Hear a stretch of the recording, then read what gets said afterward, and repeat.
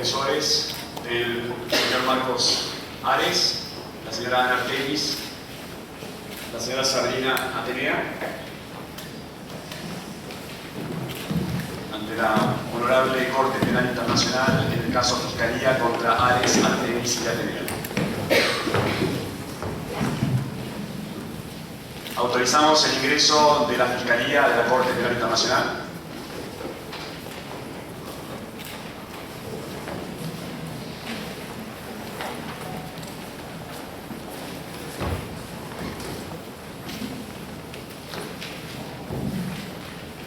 Por favor, que den ingreso a los acusados.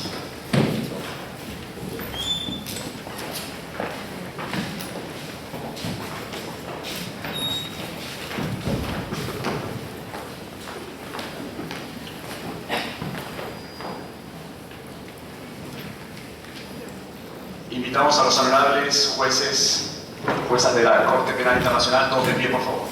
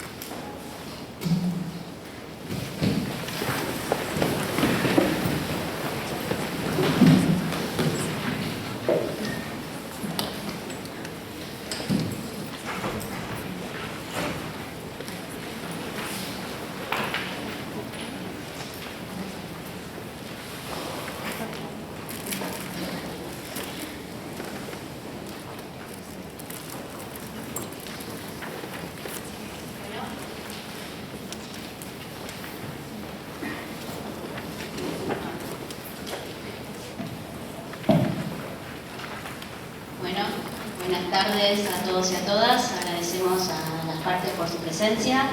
Estamos en el caso dentro de la situación de Zeus, en el caso de la Fiscalía contra Marcos Ares, Sabrina Atenea y Ana Artemis.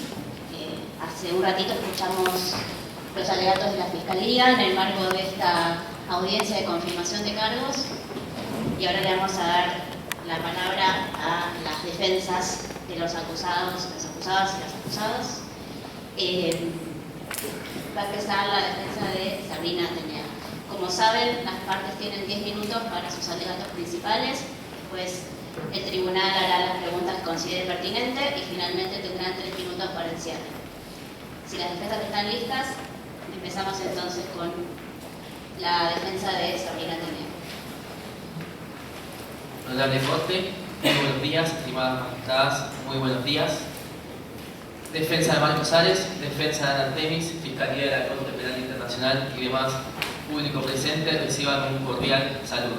Mi nombre es Jeremías Villalba y estaremos junto con Cassandra Sanz y Juan Maximiliano II en representación de la defensa de Sabrina Atenea.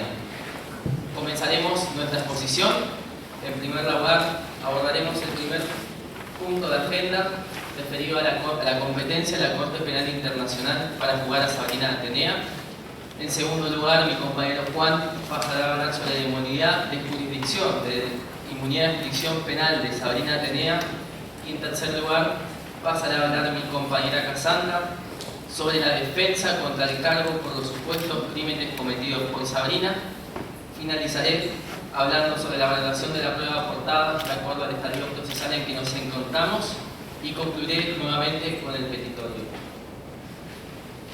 Respecto de la competencia de la Corte para atender en esta situación, entendemos que es una situación remitida por la Fiscalía de la Corte Penal Internacional, acorde al artículo 13, inciso C. Por lo tanto, al no haber sido remitida una situación por parte del Consejo de Seguridad, la jurisdicción de la Corte se encuentra limitada a lo establecido en las condiciones previas para el ejercicio de la competencia según el artículo 12 del Estatuto de Roma de la Corte Penal Internacional. Según el artículo 12 del Estatuto de Roma, es competente la Corte para entender los casos en donde alguno de los estados parte del Estatuto de Roma haya sucedido dicha conducta por la cual los acusados están aquí, o porque es parte del Estado del Estatuto de Roma del nacional que es acusado. En nuestro caso, el Estado de Poseidón, lugar donde es la presidenta Sabrina Atenea, no ha ratificado el Estatuto de Roma.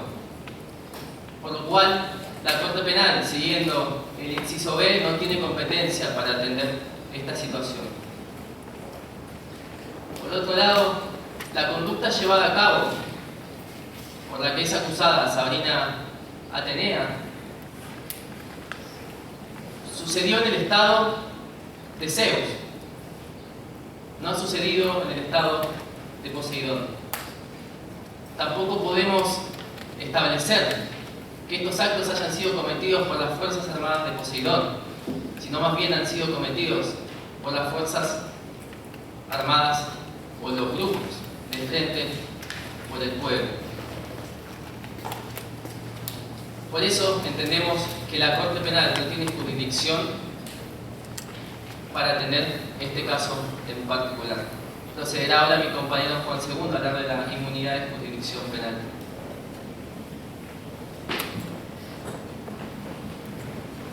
Muy buenos días, señora Presidenta, señores miembros de las diferentes defensas, miembros de la Fiscalía, público en general. Señora Presidenta, en relación a la inmunidad de jurisdicción penal de quienes actúan como agentes de un Estado, entendemos que nuestra representante está alcanzada por esta inmunidad en cuanto a ejerce su cargo como agente del Estado, y de allí deriva este principio propio del Estado al que representa. El principio de inmunidad, al que hacemos alusión, implica que se impide a un Estado que ejerce su jurisdicción sobre otro sin su consentimiento. Ello en virtud de dos manifestaciones: la inmunidad del Estado como institución y la inmunidad de alguno de sus órganos. Este, entendemos, es el caso que atañe a nuestra representada. Señora Presidenta, esto en función del caso Gerodia del año 2002, en el que intervino la Corte Internacional de Justicia y consideró que los órganos a los que se hace alusión en el principio de inmunidad se encuentran conformados por el jefe de Estado, el jefe de Gobierno y el Ministro de Relaciones Exteriores. Asimismo, señora Presidenta, es necesario destacar que en numerosos casos, particularmente en los Estados Unidos, a partir del caso Pilartiga versus Peñirala del año 1980, en que se han presentado demandas por crímenes internacionales de ius cogens contra jefes de Estado, jefes de Gobierno y ministros de Asuntos Exteriores en ejercicio, las mismas han sido rechazadas con base en su inmunidad personal. Asimismo, la inmunidad de jurisdicción penal de los jefes de Estado se debe en primer lugar a que es un hecho constatado que los crímenes internacionales de ius cogens son normalmente cometidos con el apoyo o consentimiento de los Estados. Asimismo, entendemos que si bien el Estatuto de Roma, en su artículo 27, apartado segundo, establece que las inmunidades y las normas de procedimiento especiales que conlleve el cargo oficial de una persona con arreglo al derecho interno o al derecho internacional no obstarán para que la Corte ejerza su competencia sobre ellas, tenemos que destacar, como ya lo hizo quien me antecedió en la palabra, señora Presidenta, que el país de Poseidón no ha ratificado dicho estatuto, por lo cual no ha renunciado de manera expresa al principio de inmunidad personal y funcional que sus agentes pudieran haber tenido frente a esta Corte. Por ello, señora Presidenta, rechazamos la injerencia de esta Corte invocando el artículo 98 del Estatuto de la Corte Penal Internacional. Bueno, buenos días, distinguidos magistrados y magistrados del tribunal, señora Presidenta de la Honorable Corte, demás presentes. Mi nombre es Cassandra Sanz y como bien les dijeron mis colegas, detallaré por qué consideramos que no se cometieron crímenes de perfidia y de utilización de modos indebidos del uniforme del enemigo. Según los hechos que han llegado a nosotros, las pruebas son de un diario, por lo que no tenemos pruebas fehacientes de que las personas que se encontraron en el cuartel militar sean efectivamente miembros del ejército del ejército de Poseidón, estas personas que tenían el uniforme militar del enemigo. Según el artículo 37, inciso 1 y 37, inciso 2 del Protocolo Adicional 1 del Convenio de Ginebra de 1977, se detalla lo que serían utilizar medios preferidos. El elemento calificativo para que esto sea penado es que se mate o se hiera al adversario valiéndose de estos medios, como por ejemplo la utilización del uniforme del enemigo. No tenemos pruebas fehacientes, honorable Corte, de que efectivamente se haya utilizado el uniforme del enemigo y que nuestras Fuerzas Armadas hayan dañado a estas personas que se encontraban en el cuartel. En relación a los artículos 38 y 39 del Protocolo Adicional 1 al Convenio de Ginebra de 1977, se establece sobre emblemas, banderas y uniformes. Y el artículo 39, inciso 2, no prohíbe el uso del uniforme del enemigo, sino de que determina en qué casos va a estar prohibido. Dice que para que esté prohibido se tiene que valer para camuflarse, cubrir o proteger operaciones militares. No tenemos pruebas fehacientes entonces, esto se haya establecido. En relación a los elementos que prevé el Estatuto de Roma de la Corte Penal Internacional del año 1998, establece que para que se determine el crimen de guerra como la utilización del modo indebido del uniforme del enemigo, debe haber sido efectivamente utilizado de modo prohibido, que se sepa que era prohibido y que cause la muerte o lesiones graves. De esta cuestión es la que no tenemos pruebas fehacientes. También dice que se debe saber que podía causar muertes o heridas graves y que se debe un conflicto armado, cuestiones que sí queremos que sean nullas. En relación a matar o herir a traición a personas pertenecientes al ejército enemigo, otro elemento que se encuentra dentro del artículo 8, párrafo 2 del Estatuto de Roma de la Corte Penal Internacional de 1998, establece que uno tiene que valerse de la confianza que le dan estas personas en relación al uniforme y traicionar la confianza de estas personas. Que de esta manera se mate o hiera gravemente a las víctimas, aprovechándose de esta confianza. No tenemos, como les he dicho, honorable Corte anteriormente, fehacientes de que esta situación se haya dado por parte de nuestras tropas. Por eso es que consideramos que no se han violado los artículos 8, inciso 2, párrafo B y 8, inciso 2, párrafo A. Por otro lado, honorable Corte, de acuerdo al artículo 8 del Estatuto de Roma, en donde se establece el elemento contextual del delito de los crímenes de guerra, se establece que la Corte tendrá competencia para entender los crímenes de guerra cuando se cometan como parte de un plan o política, como parte de la comisión en gran escala de tales crímenes. De los hechos se desprenden que no hay ningún plan ni ninguna política delineada por parte de Sabrina Atenea para cometer crímenes de tal envergadura. Sí.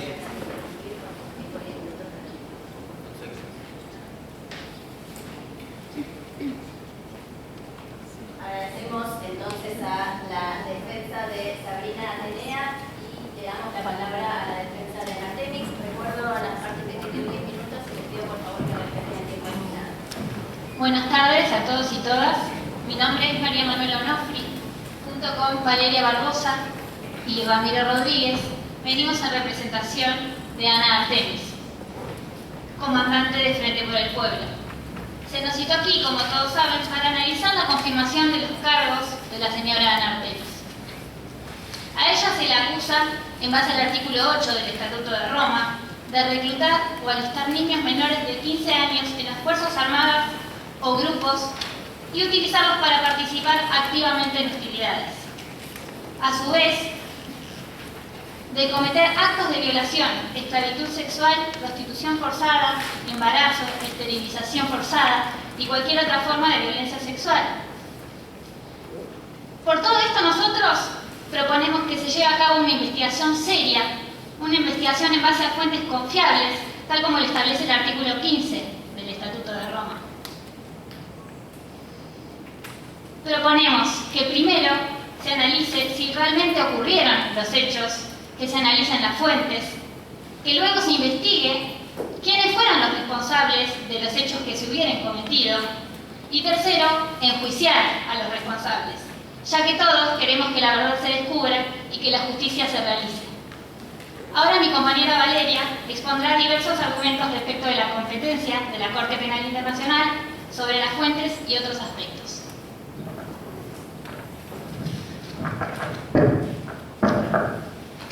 Buenas tardes a todos los presentes. Para comenzar, me gustaría empezar con la cuestión de la competencia de la Corte Penal Internacional. En principio, lo que decimos es quién es mejor que el Estado para juzgar, en este caso, a nuestra cliente, quién es mejor para conocer sobre los hechos que se han realizado, que se han conducido. El cuestionamiento también, lo que decimos es, ante la propuesta de continuar teniendo en cuenta el estadio procesal en el que nos encontramos, de someter el juzgamiento definitivo por la Corte Penal Internacional, lo que proponemos es la conjunción de un tribunal ad hoc. Necesitamos al menos garantizar que se va a encontrar un tribunal mixto, que va a asegurar que se encuentren personas que conocen respecto de la situación, personas que se han encontrado en el territorio y pueden en todo caso saber mejor que cualquiera la situación a la que han estado expuestas las personas aquí representadas. Además, me interesa mencionar las siguientes cuestiones, ya que estamos hablando dentro de un conflicto armado. También tenemos que tener en cuenta que cada vez que se encuentra en los medios un conflicto armado, hay consecuencias.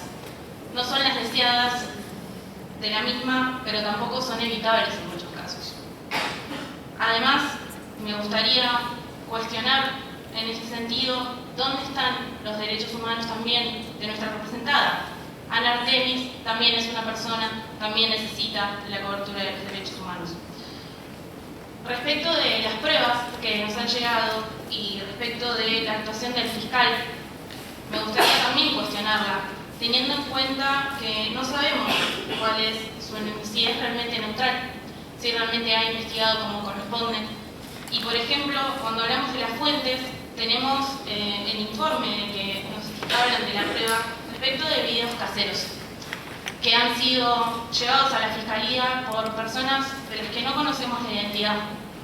¿Cómo vamos en todos los casos a investigar hechos que cualquier persona denuncia? ¿Realmente vamos a hacer eso? ¿Vamos a salir a investigar a cualquier persona que denuncie cualquier cosa sin dar siquiera su identidad? En este sentido, también me gustaría decir que respecto de la neutralidad es importante, como ya dijo mi compañera, asegurar que realmente se investiguen los crímenes que se han cometido y a las personas que realmente los hayan cometido. En este sentido, les paso la palabra a mi compañero Ramiro, que continuará con la exposición.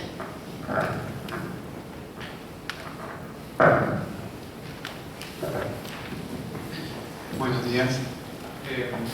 Yo voy a hablar de la responsabilidad penal individual que le corresponde a nuestra clienta Ana Artemis. En este sentido, habría que decir si verdaderamente es responsable por los actos y crímenes por los que se la acusa. En este sentido, debemos recordar la situación que la señora Ana Artemis fue detenida en enero de 2018, cuando el supuesto conflicto armado no internacional no lo era de tal manera, sino más bien era una pequeña rebelión, una pequeña conducta insurgente producto del FPP, en tanto se vislumbraba una elección fraudulenta por parte del comandante Marcos Ares. En este sentido, tenemos que hablar sobre si en verdad la señorita Ana Artemis ha cometido esos actos según lo estipula el Estatuto de Roma. El Estatuto de Roma, recordemos que hace responsable a las personas individualmente si han cometido por sí mismas o por conducto de otro las acciones que se las encarga o debió conocer o conoció sobre estos actos. En este sentido, la señora Ana Artemis está en condiciones de cometer estos actos cuando ha sido detenida desde hace más de 8 meses. La señora Ana Artemis pudo haber conocido esta situación en tanto ha estado detenida y privada de la libertad, ha estado en condiciones deplorables de arresto por parte del comandante Marcos Ares. ¿Cómo puede ser responsable una persona que no está en libertad y que está en manos de la parte enemiga? Cabría preguntárselo. En este sentido, también, y en concordancia con lo que venimos exponiendo, hay que recordar el artículo 69 del Estatuto de Roma, el principio de inocencia. Toda persona es inocente hasta que se demuestre lo contrario. El fiscal deberá hacer su trabajo correctamente, no confiarse de fuentes que no son fidedignas. Estamos hablando de delitos de mucha envergadura. En este sentido debemos tomar las medidas necesarias y recaudos necesarios para poder enjuiciar a alguien de delitos tan importantes. Creemos que un video anónimo no se podría considerar fuente fidedigna para encarar una investigación de semejante envergadura. En este sentido, señores jueces de la Corte, nosotros creemos que nuestra clienta es y no tiene responsabilidad directa en estos cargos que se le presentan, ya que se encontraba detenida y no podría ser actora material de semejantes delitos. Muchas gracias. La defensa de la señora terminó con su relato. Muchas gracias. Ahora sí tiene la palabra la defensa de Marcos. Muchísimas gracias, excelentísimo tribunal. Buenas tardes a todos los presentes. Esta defensa está integrada por quien les habla, la doctora García Alonso, y estaré acompañado de la doctora Eva Langman y la doctora María Florencia de la Carmesure, en lo que será la defensa por los cargos que se le acusan a nuestro defendido Marcos Ares. En primer lugar, nos ocuparemos de determinar el tipo de conflicto, algo que es fundamental a la hora de determinar el derecho aplicable, seguido de las cuestiones de competencia que le corresponden a esta Corte. Luego argumentaremos las cuestiones de fondo, los cargos que se acusan, y finalmente cerraremos con el pedido de esta defensa respecto al tribunal. En primer lugar, en cuanto al tipo de conflicto armado, esta defensa sostiene que se trata de un conflicto armado no internacional, pero internacionalizado, lo cual ha sido relevante al momento de determinar el derecho aplicable, en tanto en este tipo de supuestos se incluye no solamente a la regulación de los conflictos armados internacionales, sino también a los convenios de Ginebra y el protocolo adicional 1, los cuales son relevantes a la hora de la defensa que esta defensoría pretende. Y se trata de un supuesto que ha sido determinado, y hay precedentes jurisprudenciales por la Corte Internacional de Justicia, en el caso de actividades militares y paramilitares en Nicaragua, donde se estableció el test del control efectivo, lo cual en este caso esta defensa considera que se ha corroborado en tanto el Estado de Poseidón ha realizado actividades conjuntas con los grupos armados que han operado en el Estado de Zeus. Por lo tanto, el Estado de Poseidón tenía control efectivo sobre la fuerza de estos grupos armados, y por lo tanto se trata de un supuesto de conflicto no internacional internacionalizado. Ahora bien, en cuestiones de competencia, como bien sabe el tribunal, el Zeus ha ratificado el Estatuto de Roma, por lo tanto el tribunal es competente en casos que se realicen en el territorio. Sin embargo, consideramos que hay una cuestión por la cual correspondería declarar por el momento la inadmisibilidad de la competencia de la Corte. En primer lugar, queremos destacar que estamos legitimados para solicitar esta inadmisibilidad en virtud del artículo 19, inciso 2 del Estatuto de Roma, y el argumento es el siguiente: se trata del principio de complementariedad. Consideramos que primero debería iniciarse la cuestión en la sede de nuestros tribunales nacionales, y esto en tanto no hay ninguna prueba que muestre que el Estado de Zeus ha sido reacio a ocuparse de la cuestión, tal como contempla el artículo 17, inciso 1. Asimismo, se trata de que el cese del fuego ha sido muy reciente, por lo tanto se debería otorgar un plazo mayor antes de recurrir ante la Corte Penal Internacional, a fin de comprobar si efectivamente ha habido una falta de interés por el Estado en llevar adelante la justicia, recargando el principio de soberanía de los Estados y la no intervención que la comunidad internacional promueve. Y por otro lado, también considerando que se trata de una cuestión que ha sido iniciada de oficio por la Fiscalía, y no se trata de una solicitud del Consejo de Seguridad o de otro Estado solicitando la intervención de la Corte Penal Internacional, nos parece de suma importancia otorgarle la oportunidad al Estado de Zeus a que realice justicia dentro de su propio territorio. Ahora bien, en el caso que el tribunal considere que efectivamente tiene competencia para resolver la cuestión, a continuación daremos una serie de argumentos para explicar, a la luz de los hechos que han sido probados y del derecho y la jurisprudencia aplicable, por qué los cargos que se imputan a nuestro defendido no son procedentes. En particular, la confiscación y destrucción de bienes, en la cual la prueba testimonial ha sido viciada, y también hay supuesto derecho, que ahora mis compañeras se ocuparán de explicar, y lo mismo para los tratos inhumanos y grandes sufrimientos a los cuales se acusa. Considera hablar en primer lugar a la doctora Eva Langman, que se encargará de la primera cuestión. Bueno, muchas gracias.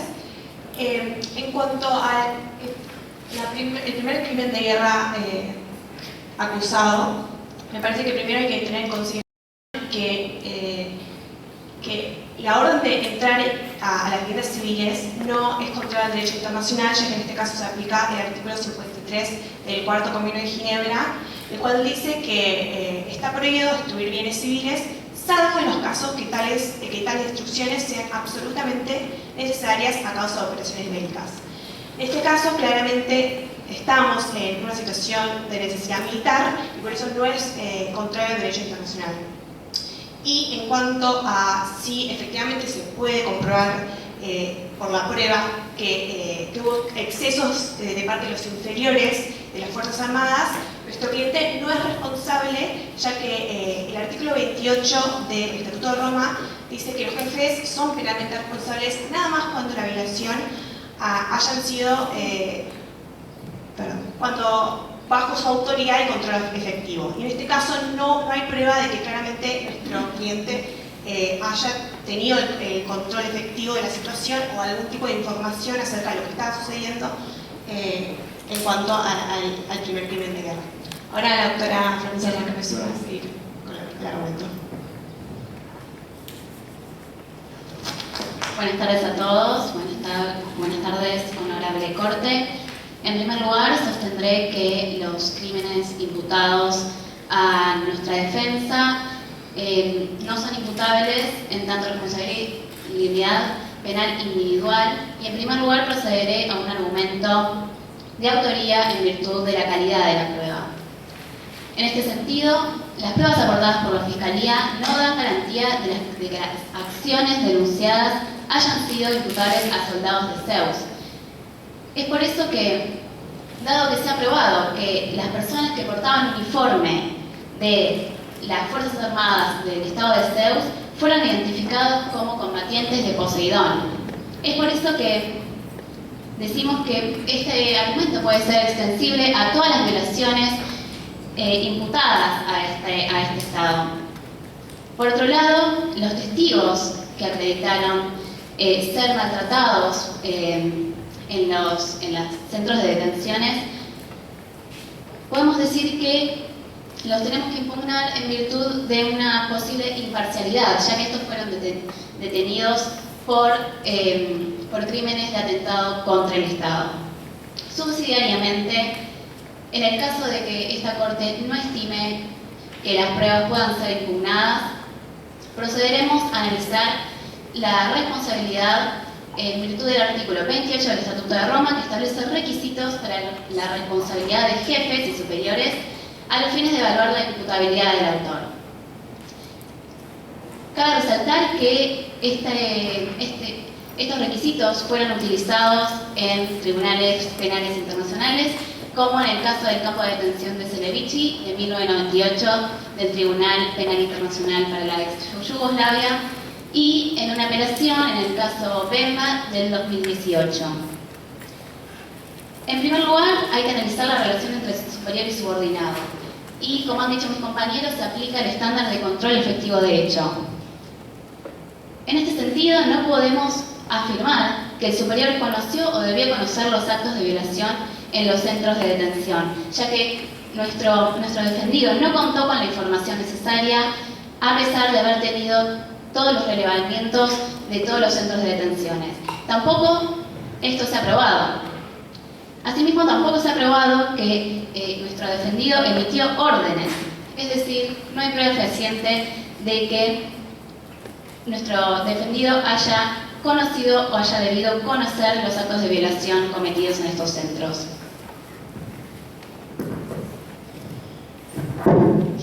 Muchísimas gracias, y para finalizar nos gustaría hacer un breve resumen de lo que se ha expuesto. En primer lugar, resaltar la importancia de la improcedencia, de la competencia de la Corte Penal Internacional en el caso, y en cuanto a las cuestiones de fondo, a la luz de la prueba y los vicios que tiene la prueba testimonial en el primer caso, porque se trataba de personas integrantes del Frente por el Pueblo y familiares de miembros de este grupo, y asimismo por la prueba de que muchos de ellos se han infiltrado utilizando uniforme del Estado de Zeus, debe ser impugnada, pero en hipotético caso que no, incluso a la luz del derecho internacional humanitario, existe el principio de extrema necesidad militar a la luz para las órdenes de nuestro defendido en cuanto a la confiscación y destrucción de bienes, y en cuanto al trato humano y los grandes sufrimientos. Hay jurisprudencia que ha sostenido que el superior no es responsable por aquellos actos que no ha podido conocer o no ha conocido, como bien ha citado el presidente Bemba, en el cual en el 2016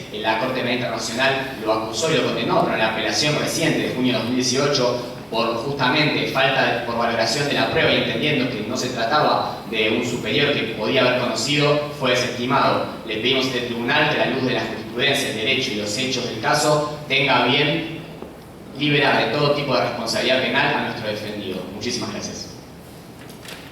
Muchas gracias a la defensa de Marcos Sales. Ahora mis colegas van a hacer preguntas a las partes y por favor que traten de responderlas de manera concisa y clara. Gracias. Yo voy a dirigir a la defensa de Marcos Sales. Requeriría que me precise la defensa del concepto de necesidad militar en el desarrollo de las actividades. Muy bien, muchas gracias, tribunal, y lamentamos no haber sido concretos en ese punto de nuestra locución. El concepto de necesidad militar no está definido en las normas del derecho internacional humanitario que regulan. Sin embargo, en tiempos de guerra hay necesidades alimentarias y de vestimenta y necesidades de supervivencia, ante las cuales, si bien en principio los derechos humanos deben ser respetados, estos no son absolutos, y en el caso del derecho de propiedad, este puede ser vulnerado en cierta medida en pos de garantizar ciertas necesidades fundamentales que tiene el ejército militar a fin de continuar con sus operaciones, principalmente necesidades alimentarias como son las que se han mencionado en este caso. Ahora bien, si ha habido abusos y excesos, como bien mencionó mi compañera, en cuanto a la toma de posesión de objetos de valor, destrucción de ellos por parte de los subordinados que reciben las órdenes, ello no puede ser atribuible al jefe, a la persona que ha dado las órdenes, en este caso el señor Marcos Sales.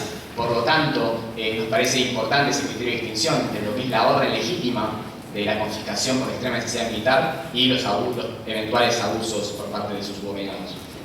Corrijo de lo que la defensa dice, que considera el principio de necesidad militar en determinadas circunstancias por sobre el principio de protección de las víctimas. En particular, sobre el derecho de propiedad de los civiles que han sido afectados en sus derechos. Ahora bien, eso no implica una destrucción de objetos de valor que no están contemplados en la necesidad, ni tampoco implica un ejercicio de violencia contra las víctimas que han sido vulneradas en su propiedad, lo cual, a las pruebas que han llegado por parte de la Fiscalía, no se ha acreditado que haya sido violencia física o psicológica sobre las personas que han sido confiscadas. Otra pregunta tengo para la defensa. El crimen sobre tortura y tratos inhumanos, ¿estos hechos cambiaría la categorización si fueran dirigidos hacia civiles o hacia combatientes? Por el principio de la responsabilidad del superior, la regla es que el superior responde por los actos de sus subordinados, aún en el caso, y especialmente en el caso que sean contra civiles. Sin embargo, si no se comprueba un nexo de causalidad, en virtud del artículo 28, en el cual la persona que vio, la persona superior haya conocido o haya podido conocer, incluso en el caso que se le vulneren garantías civiles, ella no responderá porque rige en el derecho penal el principio de culpabilidad y de intencionalidad. Entonces no se le puede atribuir a una persona un hecho del cual no tenía conocimiento y sobre el cual nuestro defendido, de haberlo conocido y haber tomado todas las medidas razonables necesarias para contrarrestarlo y evitar y llegar a su pronta finalización. O sea que el principio de conocimiento estaría sobre el principio de humanidad en una conducción de actividad. Siguiendo con el argumento de mi compañero, uno de los requisitos justamente, como usted mencionaba, para la imputabilidad de los crímenes de tortura es justamente la protección de las personas, es decir, si las personas torturadas tienen una protección especial y el autor haya sido consciente de la protección especial que poseían, procederá el cargo de tortura. Sin embargo, en este caso, no ha sido probado que las personas que hayan sido torturadas fueron personas de protección especial en virtud de los convenios de Ginebra, ni tampoco puede ser imputado, siguiendo el argumento que expuso anteriormente, a nuestro autor en virtud de la conocibilidad. O sea que las personas que no tuvieran protección especial pueden ser torturadas.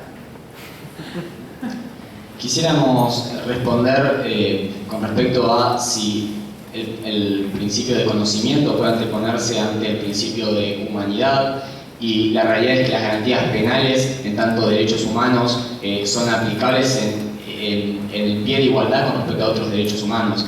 Por lo tanto, las garantías penales que rigen sobre nuestro defendido, y entre ellas el principio de conocimiento, culpabilidad, intencionalidad, todas las garantías penales son aplicables y por lo tanto no son ni superiores ni inferiores a los derechos que tienen las víctimas a ser reparadas y a que se ejerza justicia sobre los derechos que les han sido vulnerados. Por lo tanto, no creemos que haya una orden de jerarquía, sino que ambas garantías deben ser protegidas de la misma manera.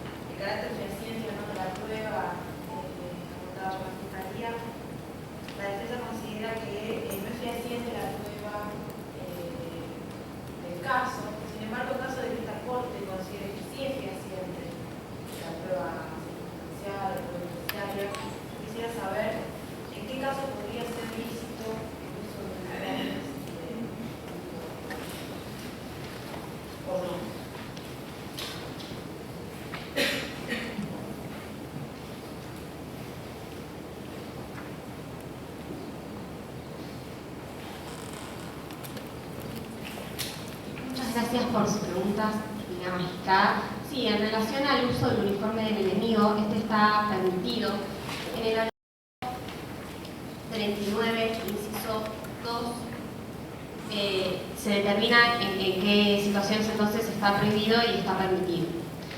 No está permitido entonces en situaciones que se utilice para favorecer, cubrir, proteger o obstaculizar operaciones militares, pero sí está permitido en situaciones que no se utilice valiéndose de medios perfidios, sino como medios de estrategias de guerra, que estas están permitidas en el derecho internacional humanitario.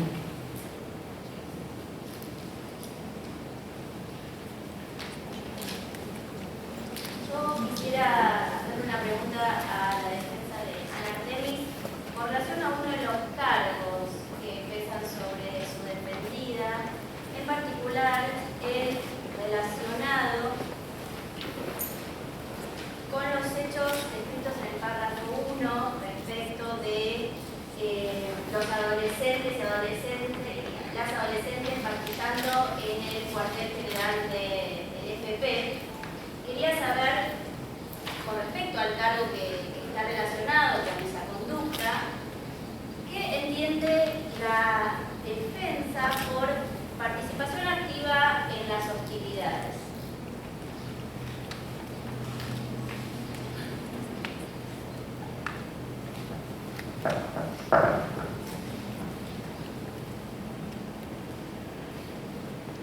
Disculpe, señoría, participación activa en las hostilidades por parte de los adolescentes, estamos hablando. Sí, con respecto a ese cargo, sí, a esos hechos. Respecto a ese cargo, nosotros entendemos que los niños solamente pueden ser sujetos de ser ejército cuando ya han cumplido 15 años. En el video, que presuntamente se nos impone, que presuntamente es material de prueba por parte de la Fiscalía, no puede vislumbrarse si esos niños serían menores de 15 años. Participación activa en un conflicto armado se entiende por parte del derecho internacional humanitario, como justamente activa situación de entrar en las hostilidades, de fijar objetivos, disparar, ser parte en un conflicto.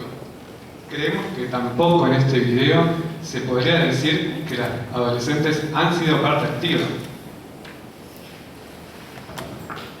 Si me permiten la palabra, con respecto a todos estos temas que estábamos desarrollando, no tenemos que perder de vista si se está enjuiciando o se está juzgando un derecho penal de acto o de actor.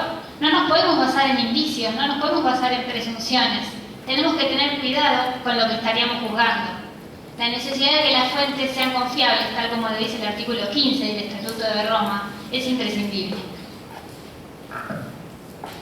En este sentido, volver a un derecho penal, establecer un derecho penal de autor sería extremadamente peligroso para la comunidad internacional. Debemos efectivizar las penas en relación a los actos. Y en este sentido le recordamos, señora y señoras miembros de la Corte, que nosotros creemos que la señora Ana Artemis no es responsable por los actos que se le imputan. Le agradezco a la defensa, puede quedarse tranquilo, la Corte tiene muy clara la diferencia entre derecho penal de acto y derecho penal de autor.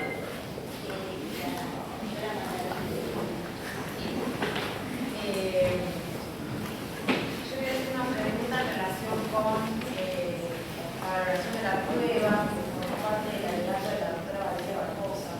Puntualmente se refirió al valor probatorio de los videos caseros aportados de manera anónima.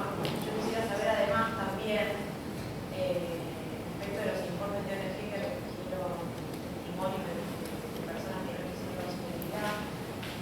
¿Qué aplicación concreta le da a usted respecto del uso de esas dos circunstancias? Vuelvo a insistir, miembros de la Corte, con la cuestión probatoria y que no podemos fehacientemente afirmar, por ejemplo, como ya dije, respecto del fiscal, su neutralidad. Me parece que como se han recibido estas pruebas y ya hemos insistido antes, el cuestionamiento sobre ellas tiene que ver con que a pesar de la reserva de las identidades, insisto también en que me parece que cualquier acto que se denuncie ante la Fiscalía no puede ser investigado con el mismo afán, porque tiene que ver con actos que no podemos salir a perseguir así como así. Respecto de los informes a los que ha referido, también volvemos a la cuestión de la responsabilidad, cuando decimos que es válido recordar que nuestra cliente se encontraba en ese momento presa y no hay posibilidad de responsabilizarla por los actos que hayan cometido ajenos. Perdone que tal vez no me pregunta. Si usted supiera los nombres de esas personas que firmaron o que dieron el testimonio, ¿qué haría para ejercer efectivamente su derecho? Disculpen, ¿me podría repetir la pregunta? El carácter anónimo de la fuente. ¿Cuál es la afectación? Si usted supiera la identidad de esa persona, ¿qué haría respecto a eso? Podríamos investigarlo y volver a cuestionar, preguntar y poder así defender correctamente y ahondar en la defensa de nuestra defendida. Yo tengo una última pregunta para la defensa de Sabrina Atenea con relación a los alegatos respecto de la impunidad de prisión. Usted citaba correctamente el artículo 27, pero en apoyo a sus alegatos hicieron referencia al caso de la Corte Internacional de Justicia, en el caso Gerodia. En ese caso, los hechos tenían que ver con el juzgamiento del canciller del Congo ante un tribunal nacional. ¿Sí? Nosotros somos un tribunal internacional. ¿Le parece que hay algún tipo de distinción que se podría hacer en ese sentido?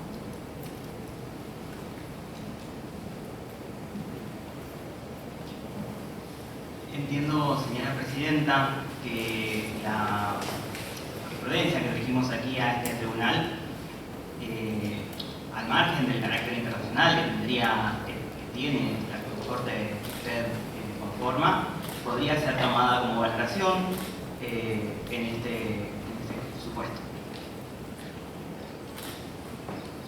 Muchas gracias. Si mis colegas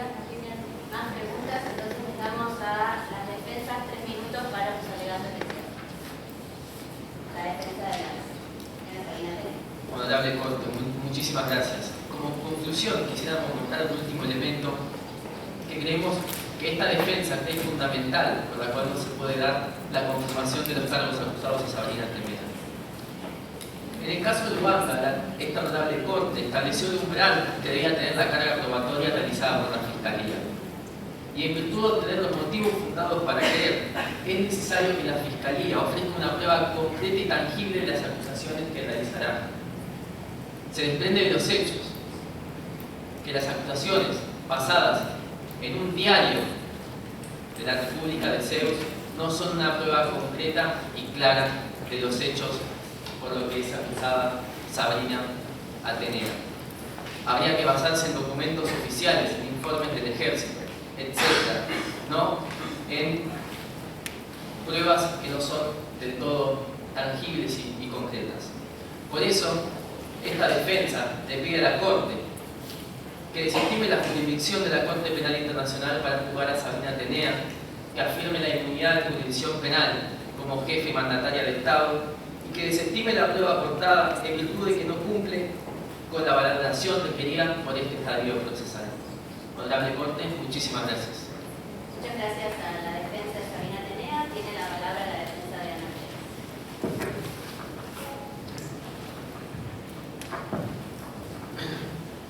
Para cerrar nuestro alegato en relación a la situación de nuestra acusada Ana Artemis, nosotros consideramos que se debe crear un tribunal mixto compuesto tanto por jueces nacionales que conozcan de la situación actual y del conflicto armado, como también por jueces internacionales que garanticen la imparcialidad en los votos.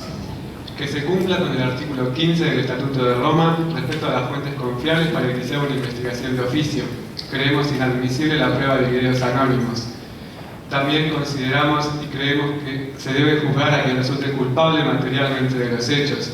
Consideramos la inimputabilidad por falta de responsabilidad penal individual de nuestra acusada Ana Artemis y que principalmente se cumpla con el artículo 69 del Estatuto de Roma la presunción de inocencia. Toda persona es inocente hasta que se declare lo contrario. Gracias. Muchas gracias a la defensa de Ana Artemis. Finalmente tiene la palabra la defensa de Marcos Arias. Muchísimas gracias, tribunal. Intentaremos ser breves porque creemos que esta defensa ha presentado los argumentos que tenía para pedir la exculpación y la improcedencia de la jurisdicción de este tribunal en el caso. Pero queremos volver a hacer hincapié en la importancia de que, dado que se trata de un conflicto que ha finalizado recientemente, en el cual las estructuras institucionales se están recomponiendo y donde se está tratando de volver a institucionalizar el Estado de Derecho, es de suma importancia que se dé un plazo razonable y se suspenda la competencia de esta Corte hasta tanto haya una oportunidad para que el Estado Nacional de Zeus pueda hacer justicia respecto a sus nacionales.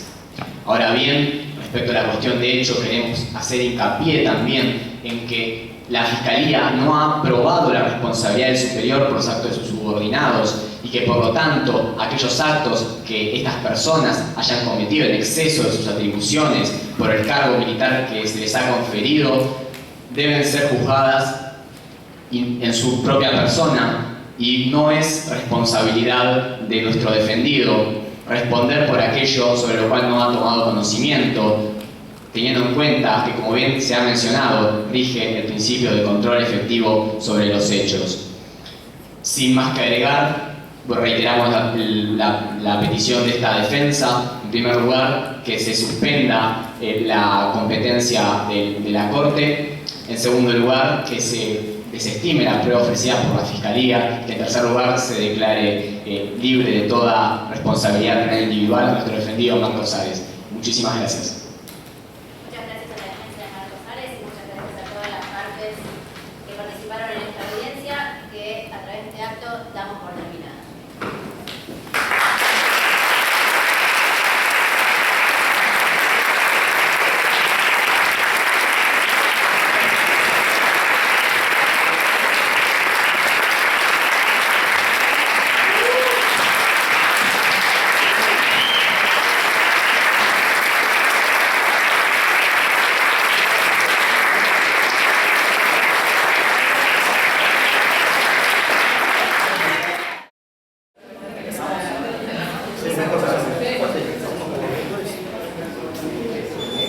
Bueno, estamos llegando al final. Nos acaban de decir que aparentemente ya hay una decisión. Así que a la espera de la decisión respecto, y a falta de música, respecto del mejor equipo, vamos a aprovechar unos minutos para, en primer lugar, hacer algunos agradecimientos. En nombre del Observatorio de Derecho Internacional Humanitario de la Facultad de Derecho, y acá también uno a la Delegación Regional del Comité Internacional de la Cruz Roja. En primer lugar, queremos agradecer a todos los participantes y a todas las participantes que han venido a dedicar horas de trabajo primero, de esfuerzo, de estudio y después de simulación, un viernes y un sábado. Creo que quienes se integraron los equipos todavía no son conscientes de que esto puede ser visto por el mundo exterior a la Facultad de Derecho como algo extraño. Si ustedes comentan esto en sus círculos de amigos y amigas, posiblemente entre las recomendaciones esté la de concurrir a algún tipo de tratamiento psicológico. A nosotros nos pone muy contentos, pero no sé si somos paradigmas de lo que está bien o lo que está mal. La verdad es que estamos más contentos de lo que podríamos haber pensado originalmente. Esto empezó como una idea muy pequeña. Pensamos que iba a ser un concurso de muy pocos equipos. Dijimos, bueno, por ahí hasta se inscriben 3, 4. Cuando descubrimos que había 16 equipos inscritos, no solo de la Argentina, fue un dolor de cabeza, debo reconocerlo, pero gracias al maravilloso equipo, tanto del Comité Internacional de la Cruz Roja, que se ha venido desde Brasilia, que ahora vamos a hacer pasar, como del observatorio, la verdad gracias a ellos es que hemos podido hacer este concurso y que haya salido como salió. Así que me gustaría en primer lugar agradecer a los miembros y las miembros del observatorio y de la delegación regional del Comité Internacional de la Cruz Roja, invitándolos a pasar, así los aplaudimos todos.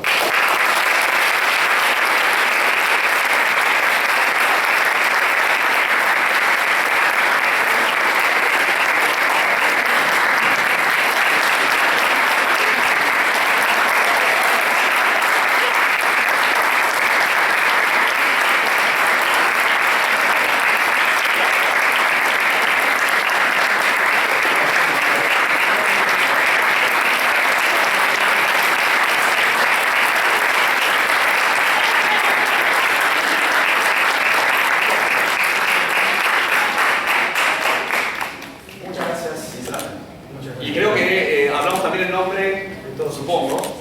Sí, de todas y todos los que estamos aquí. Así que muchas gracias, de verdad.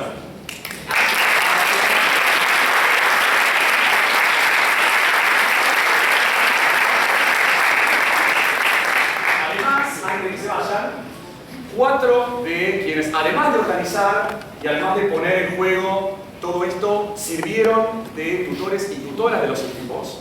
Les hemos hecho un certificado especial, además de que le vamos a dar respuesta a todos los organizadores en su momento, porque no solo estuvieron al pie de la organización del grupo y de la redacción del caso y del debate y la discusión de muchas horas que llevó a ser el caso práctico para cada una de las simulaciones, además se ofrecieron y dedicaron tiempo al trabajo con ustedes, porque de hecho fueron los que les iban sugiriendo vías alternativas para poder ir mejorando, como notamos nosotros que efectivamente ocurrió. Así que, Gabriel, un gusto, es un honor para todos nosotros, los organizadores, llegar a la primera jornada.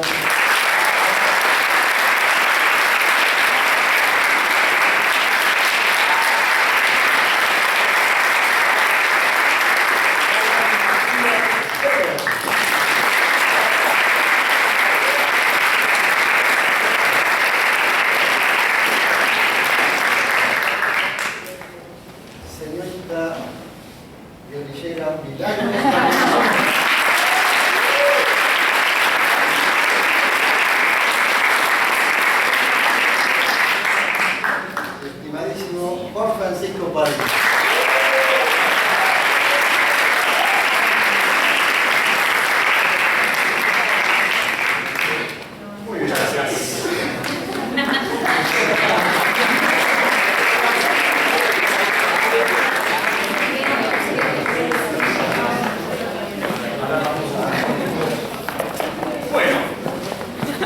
ya casi cerrando, casi en el momento culmine, el momento de mayor rating.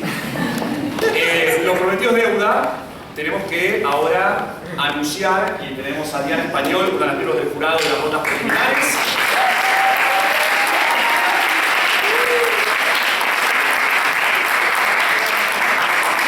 Les cuento que no fue fácil la tarea del jurado para elegir el mejor orador porque había 5 personas que nos gustaban mucho, así que lo que decidimos es hacer un top 5, invitarlos a venir acá, aplaudirlos a todos y después contarles quién decidimos que es el mejor orador.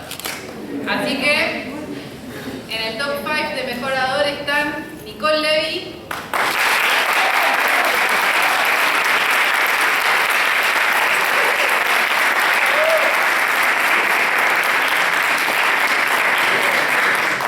Cassandra Sol Sanz,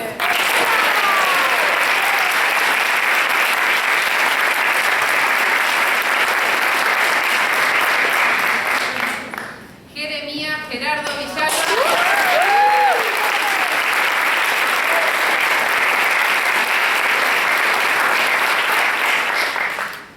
Mariano Rabaya,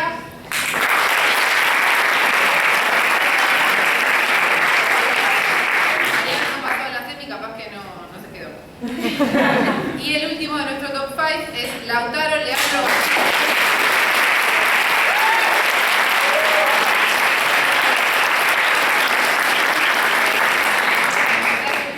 Para los 4, los 5 en realidad, y ahora les voy a contar que el premio de mejor orador va para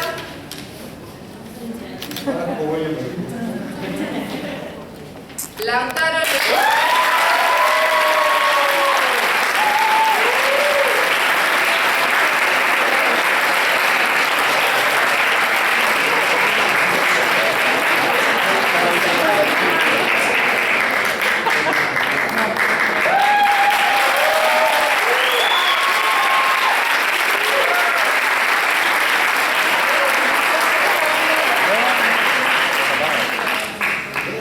Y ahora las juezas que tenemos encerradas ahí.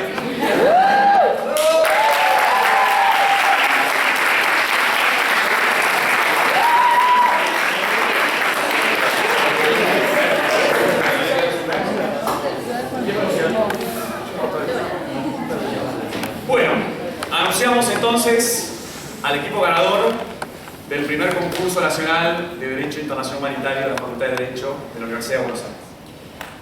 Quiero decirles que la decisión fue ardua. Vieron que estuvimos rato ahí hablando. La verdad que han sido muy buenos y es muy gratificante ver que gente tan joven tiene tanto compromiso con una rama del derecho que a veces no es tan conocida, ni tan estudiada, ni tan desarrollada. Así que para no dilatar más y para decir que el equipo ganador fue pues la defensa de Sabrina Atenea, Universidad.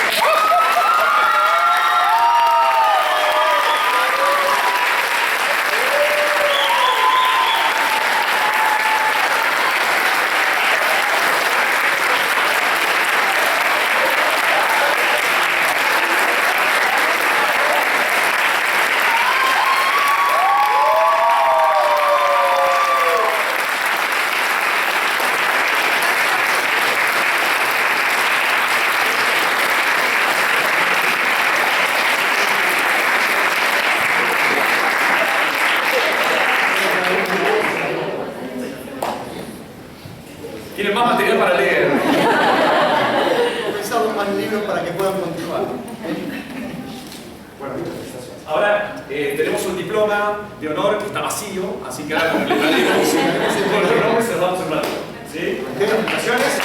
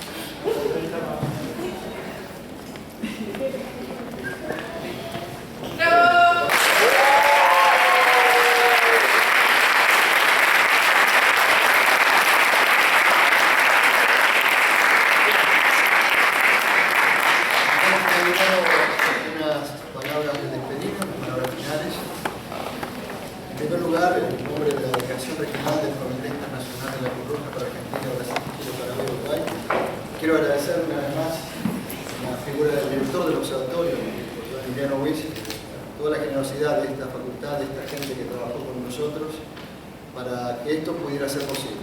Como dijo Emiliano, esto es un viejo sueño que muchos de nosotros tuvimos, inclusive varios de los jueces que aquí se han reunido. Es una práctica que la vimos fuera y que la trajimos para aquí. Y ojalá que se haga huella en esta universidad.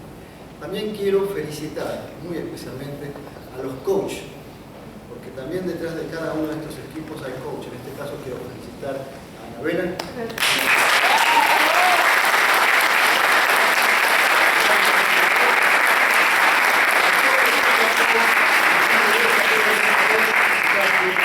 Amigos de Córdoba, amigos de Uruguay y amigos de otras provincias que han venido también. Decirles que tanto el observatorio como el CICR está sumamente feliz, en especial porque en ningún momento de toda esta competencia ustedes mostraron pesadumbre o tristeza o alicaídos porque de repente no llegaron a la semifinal o a la final. Eso demuestra una cosa, que verdaderamente están aquí porque quieren. Y ver personas, por ejemplo en el caso tanto de Emiliano mío como de los que son profesores de esta casa y los que han sido jueces, que amamos esta rama del derecho, aunque sea muy vapuleada, aunque no sea justamente la que más dinero nos va a dar para la carrera profesional, es un aliciente muy grande. Eso en lo personal, nosotros, ¿verdad? Pero a nivel de lo que corresponde a las obligaciones de las propias naciones a las que todos nosotros pertenecemos, también es una demostración de que este derecho tiene futuro. Y que es dinámico y que hay gente que se interesa, que a pesar de las violaciones va a seguir defendiendo. Entonces, en nombre de todos aquellos que alguna vez, lamentablemente, tienen que sufrir por las consecuencias de los conflictos armados, también muchas gracias. Y ojalá que no pierdan nunca ni el compromiso, ni la voluntad, ni la pasión sobre todo. Gracias una vez más a todos.